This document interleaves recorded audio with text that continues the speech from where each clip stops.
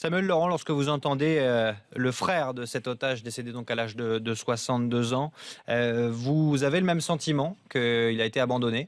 Ah mais tout à fait, je crois qu'il y a vraiment une dichotomie complète entre la version officielle, dans laquelle on explique en permanence que les otages sont traités de la même façon, qu'il y a en effet les mêmes protocoles à leur égard, et puis la réalité du terrain. Je crois que vraiment aujourd'hui plus personne n'est dupe. Il y a véritablement des otages il y a une politique, plutôt une stratégie à 2 vitesses, avec d'un côté en effet les otages qui sont soutenus par des grands groupes qui ont les moyens de payer. Parce qu'au final, tout se résume à ça. On se souvient, la libération des 4 d'Arlit, de Laurent Fabius, qui a commencé par dire pas de rançon, pas d'assaut, etc. Puis finalement, on a appris que 20 millions de dollars avaient été versés par la DGSE. Il y en a eu certainement beaucoup plus. Tout cet argent venait de quelque part. Et de toute façon, on ne libère pas un otage sans payer. Alors Gilberto Rodrigues Leal, pour le remettre dans le contexte, c'était un touriste. Il aimait partir seul avec son camping-car. Il venait de la Mauritanie.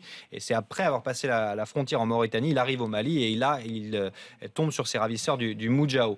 Il est donc en tant que touriste, c'est pas un expatrié. Il n'est pas journaliste sur place.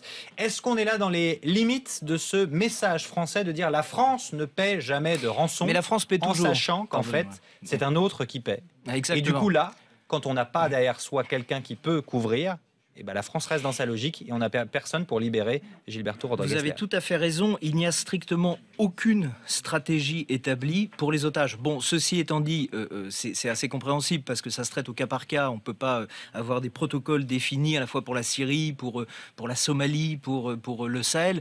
Mais d'un autre côté, c'est vrai que c'est révélateur peut-être aussi d'un véritable chaos, d'une véritable anarchie et d'une absence totale de contrôle dans le Sahel. Aujourd'hui, on est bercé par l'illusion que Serval a marché et qu'en effet on a bouté les djihadistes hors du terrain, mais c'est totalement faux. Et ça a eu un impact sur le sort de cet homme parce que le Moudjahou le kidnappe et les dernières nouvelles, les derniers moments où le Moudjahou dit on est prêt à négocier, c'est en janvier, à quelques jours de l'intervention militaire, et à partir du moment où la France intervient militairement au Mali, là c'est fini, plus jamais nous n'aurons de contact avec le Moudjahou.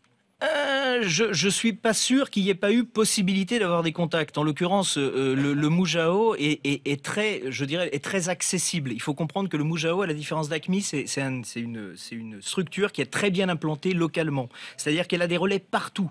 Elle a des relais chez les Songhai, elle a des relais chez les Touaregs, elle a des relais... Alors quand la famille nous dit on n'a plus d'avancée de négociation depuis l'entrée en guerre, vous nous dites c'est peut-être la France qui a fermé la porte. C'est la France qui a fermé la porte, parce qu'évidemment, on pouvait leur parler, mais on ne voulait pas payer. Donc, à partir du moment où on refuse de payer, les négociations s'arrêtent, même si vous avez un interlocuteur.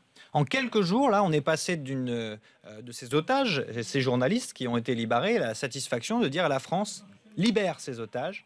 Avec ce décès-là, on arrive très rapidement à la limite en fait de notre politique. Même si c'est vrai que ça n'est pas évident, mais là, on a un homme qui a payé un prix que les autres n'ont pas eu à payer. Même s'il y a eu, pour Arlit, vous dites qu'il y a eu un grand groupe derrière, ils sont restés 3 ans quand même. Oui, bien sûr. Un verre énorme. Bien sûr. Mais il y a eu la libération au bout. Alors Arlit, si vous voulez, juste un mot dessus. Ce qui s'est passé, c'est qu'on a rétabli des relais à partir du moment où on a eu Serval. Serval, ça a permis aux Français de se réimplanter, donc de redialoguer. Avant ça, le Mali, il y avait littéralement personne dans le Nord. Donc on n'avait pas de canaux, on n'avait pas de relais. Si on a eu les otages d'Arlit, c'est parce qu'on a retrouvé des interlocuteurs à qui on a pu parler et qu'on a pu payer. On a retrouvé les mêmes interlocuteurs pour Rodrigues. Malheureusement, il n'y avait pas d'argent. Voilà, et c'est ce qui a manqué là-dedans, c'est le fond du problème. Merci beaucoup d'être venu nous voir, Samuel Laurent. Passez une bonne journée. On rappelle donc Gilberto Rodrigues Leal. On n'a pas toujours pas de preuves. On se base sur cette déclaration du Moudjahou. La France fera tout pour connaître la vérité sur ce qui est arrivé. C'est ce qu'indique François Hollande.